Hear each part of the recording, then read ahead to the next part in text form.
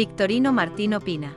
Después de analizar la teoría del depredador que expone el ganadero Francisco Miguel Aguirre en el libro Embestida, puedo afirmar que cambia de fondo lo que por siglos hemos creído sobre la embestida del toro. Creo que efectivamente el toro de Lidia en la plaza responde a la información genética que pasa de generación en generación en cuanto a su lucha contra otros animales, en este caso sus posibles depredadores. Esta teoría revoluciona la tauromaquia, por lo que debe difundirse en todas las escuelas taurinas del mundo.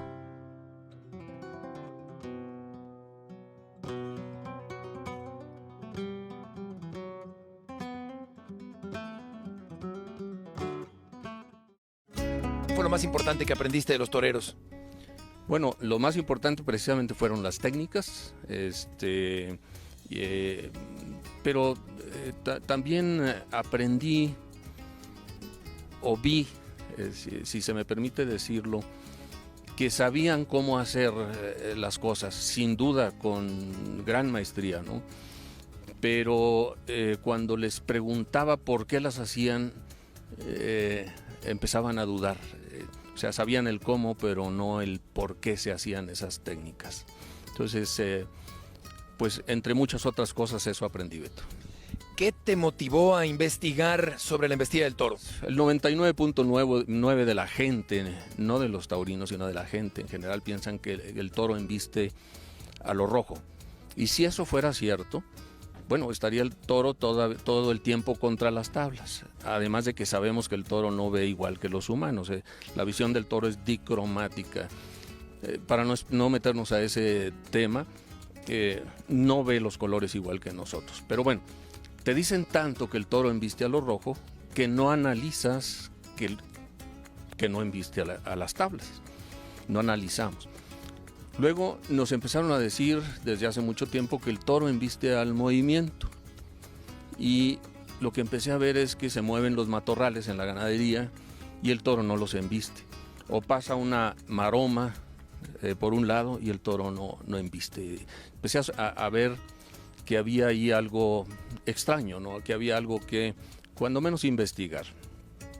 Luego también me acordé de una vez que estaba toreando yo un becerro en la ganadería de Gerardo Martínez, hermano de Manolo Martínez, y una vez me gritó, oye Pancho, estás haciendo que el becerro arranque con la mano equivocada. Y la verdad no supe ni qué hacer ni le entendí, pero cuando salí le pregunté y me dice, es que si tú das un paso hacia el pitón contrario, no importa la distancia a la que estés, si das un paso hacia el pitón contrario, el toro va a arrancar con su mano de afuera. Y me decía él, ahí tienes un tiempo, por si te descubre, tiene que cambiar de mano para meterse al lado del torero.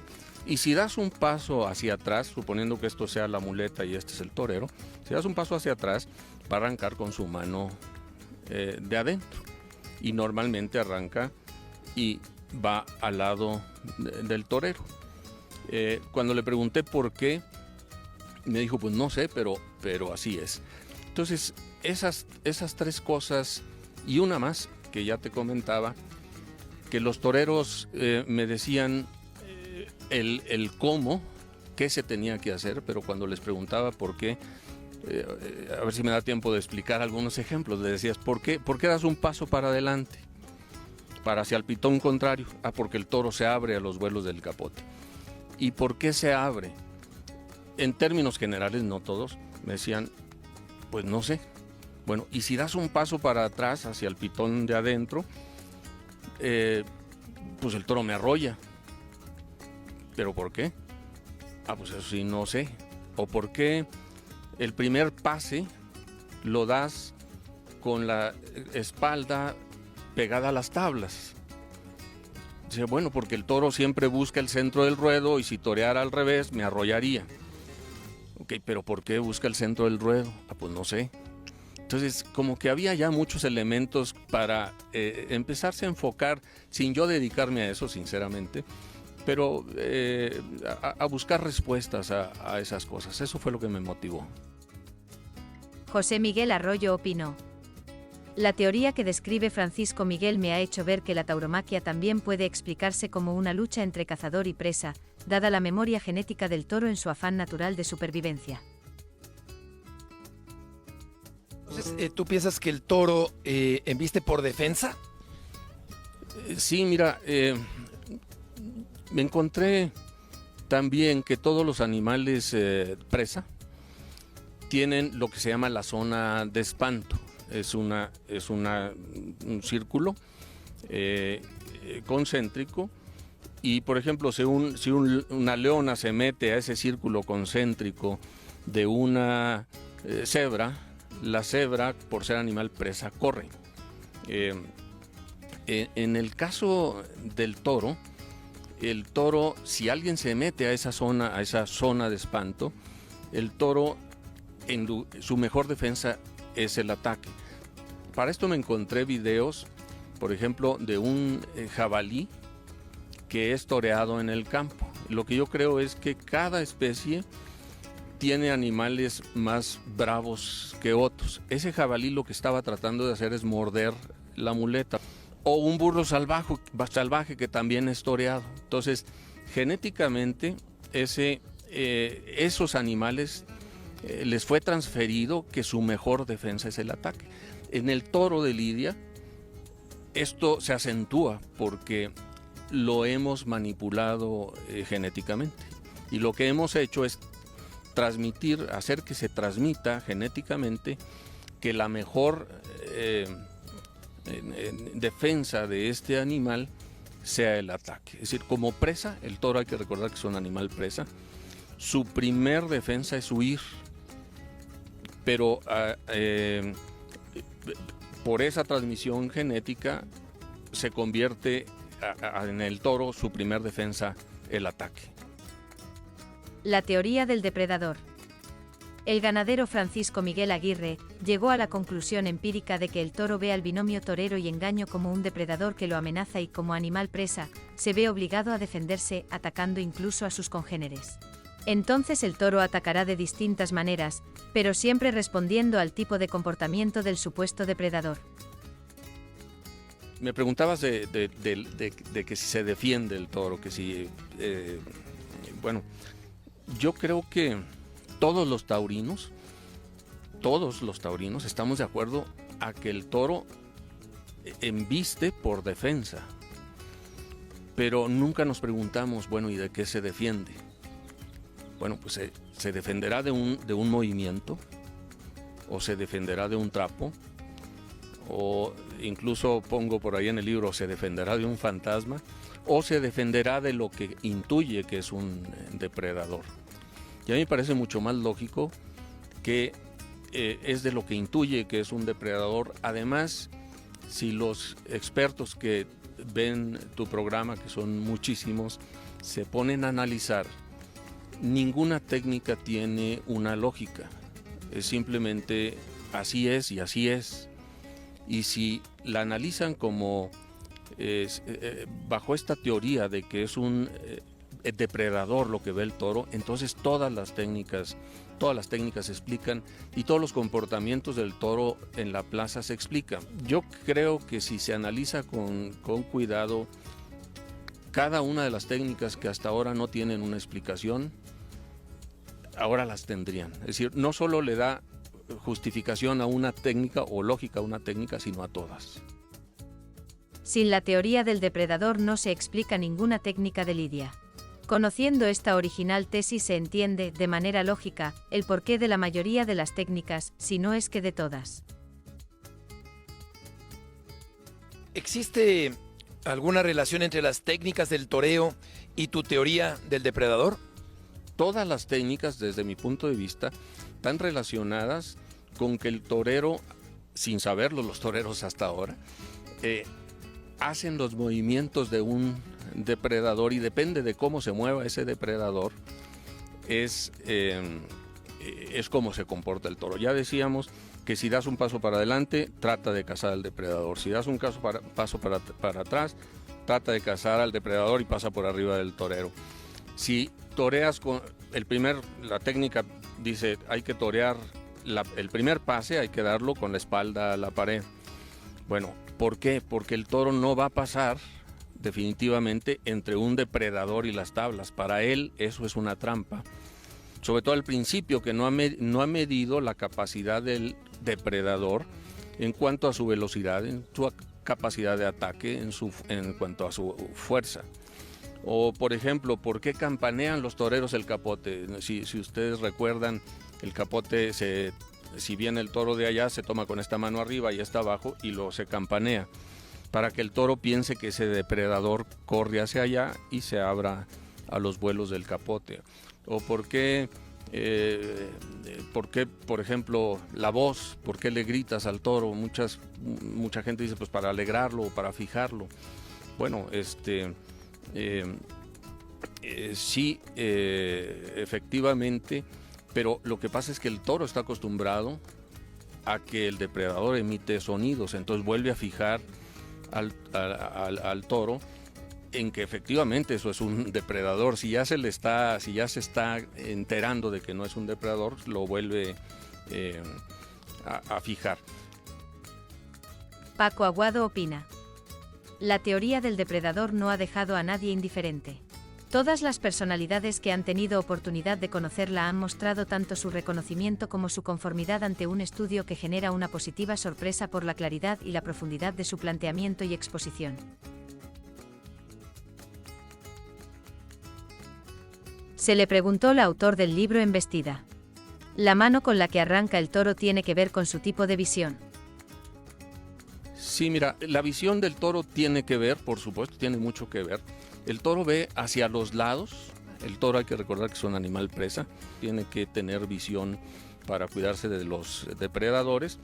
Y luego hacia el frente ve con los dos ojos. Hacia los lados ve con un ojo y hacia el frente, con 20 grados, ve con los dos ojos. Algunos toreros me decían que el toro arranca con cierta mano porque se le echa los vuelos del engaño hacia el ojo contrario. Y entonces solo ve con ese ojo y se abre hacia los vuelos del capote. Pero bueno, lo que yo creo que eso no desecha mi teoría, porque lo que ve el toro es un depredador que lo ataca por ese lado. Esta teoría o esta respuesta de que el toro solo de que el arranque del toro tiene solo que ver con la visión, se echa abajo cuando el toro ve con los dos ojos de lejos.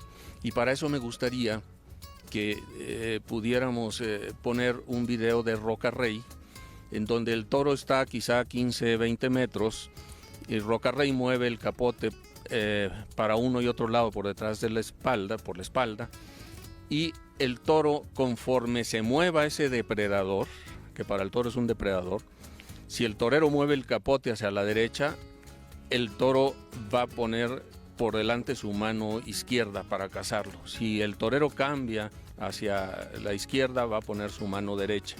Cuantas veces cambie el torero la dirección de ese depredador que es el engaño, el toro va a cambiar de mano. Este video me pareció muy interesante porque es como si el torero le estuviera diciendo al toro: ahora izquierda, ahora derecha, ahora izquierda, ahora derecha. Y eso demuestra que si el toro está viendo con los dos ojos, no es solamente que lo lleve toreado por un solo ojo, sino en ese momento, en esa distancia, ya ve con los dos ojos. Álvaro Núñez del Cubillo aseguró: mi colega Pancho Miguel sostiene con acierto y originalidad que el binomio torero-muleta se presenta ante el toro como un posible depredador. Y para quienes no han leído el libro, ¿tú explicas precisamente estas técnicas de lidia dentro del contenido del libro? Sí, me ayudó Manolo Mejía y me ayudó Arturo Saldívar a revisar todas esas anotaciones que yo te decía que hacía en las tientas y en las corridas, y logramos ver para cada toro, para cada tipo de toro, por ejemplo, un toro sin recorrido o con recorrido, un toro aquerenciado, un toro que embiste con la cabeza alta, un toro que rasca, un toro que se aquerencia, qué hacían los toreros y además qué estaba viendo el toro que hacía el depredador. Entonces todas las técnicas están ligadas, todas las técnicas están expuestas y ligadas con la teoría del depredador. Además, para cada técnica hay videos. Hay un video en donde dos muchachos que me hicieron favor de participar hacen la técnica y luego se ve en una corrida lo que está haciendo el torero. Siento a veces, Beto, que eso de que los protagonistas asumen lo que o que los taurinos sabemos, que los aficionados sabemos, hace mucho daño, porque mucha gente piensa que es muy fácil ponerle la muleta y como es roja, pues obviamente va a seguir a lo rojo. O como es el movimiento, pues obviamente va a seguir el movimiento. Lo que no sabemos los aficionados es, depende cómo se mueva ese depredador, ese engaño, es como va a embestir el toro. Entonces hay una ciencia detrás enorme, admirable de los toreros, pero se lo aprenden un poco de memoria a base de estar, hasta que resulta intuitivo, pero a base de golpes y de triunfos es como aprenden.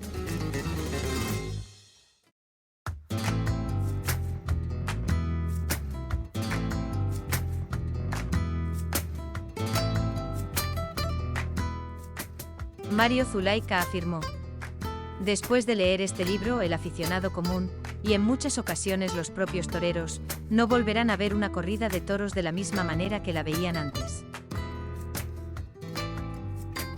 Nuevamente quisiera que nos refrescaras la idea con respecto a esta teoría del depredador que está fuertemente vinculada a lo que ocurre con el toro en la Plaza de Toros. Sí, mira, en un programa anterior que me hiciste favor de invitarme, platicamos de lo que era la teoría. Ahora lo que ha pasado en este tiempo es que me hicieron favor de invitarme a presentar esta teoría a las ventas en Madrid. Hizo la presentación Paco Aguado, hizo la presentación también Victorino Martín, entre otras personalidades, y muy bien aceptada la teoría, que si me permites en un ratito más la explico. El toro embiste a lo que intuye que es un depredador que lo puede atacar. El toro, para empezar, es una presa, no es un depredador. Entonces el toro, y creo que todos los taurinos estaremos de acuerdo, matadores, ganaderos, embiste por defensa. Lo que nunca decimos es de qué se defiende, o no analizamos. Se defenderá de un trapo, de un color rojo, se defenderá de un movimiento. No, genéticamente le ha sido transferido que se defiende de lo que le puede atacar, como pudiera ser uno de sus hermanos, otro toro, o algún puma, en el caso mexicano, coyotes para los becerros, etc. Entonces,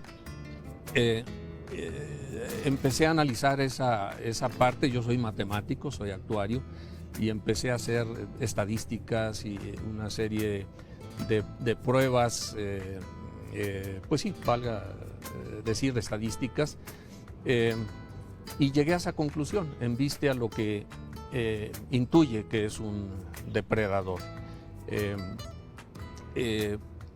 Podemos ver muchas formas.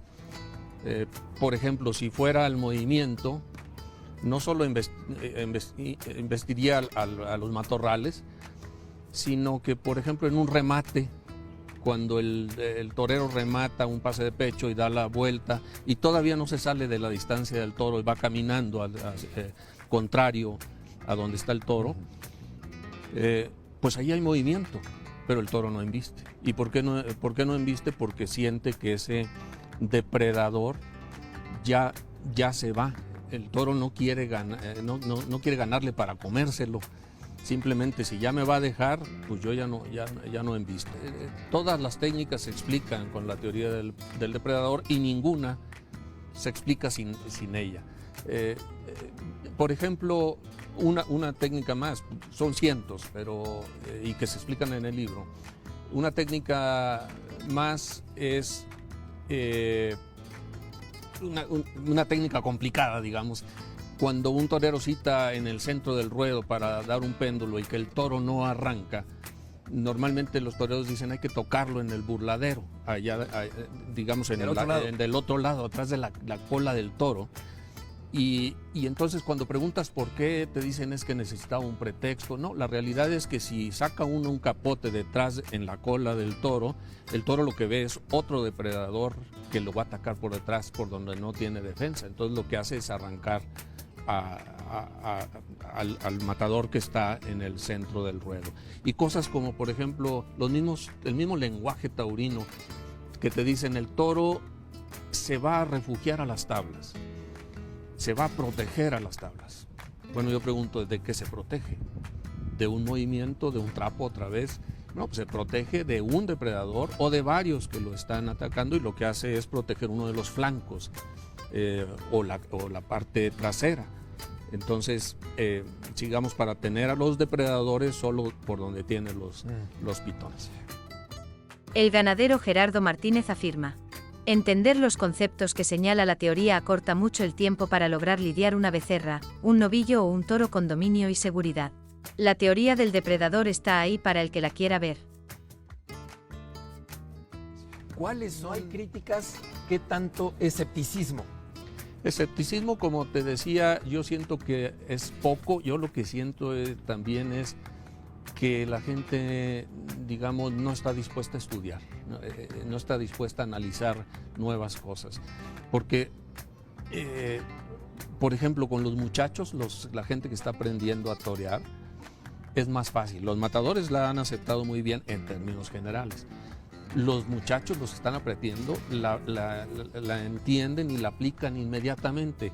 Muchas veces me dicen en las escuelas taurinas, que por cierto el libro ya está en la mayoría de las escuelas taurinas españolas, me dicen, antes nos tardábamos 6 o 7 meses en que un muchacho pudiera dar un paso al pitón contrario, porque pues va contra el sentido de sobrevivencia. Ahora, si le explicas el por qué,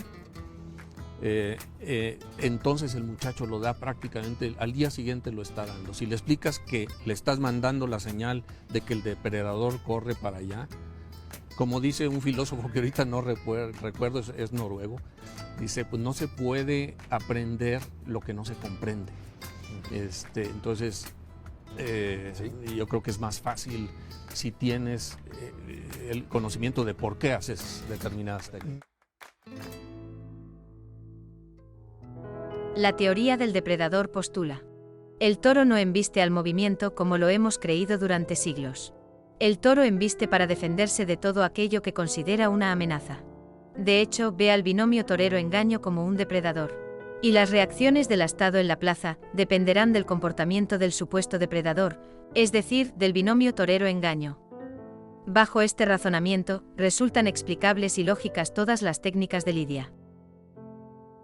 Jim Werner asegura: el libro Embestida enseña más que la infinidad de tomos que se han escrito en los últimos 200 años, por lo que debe estar en la biblioteca de todos los aficionados junto con la tauromaquia de Pepe Illo.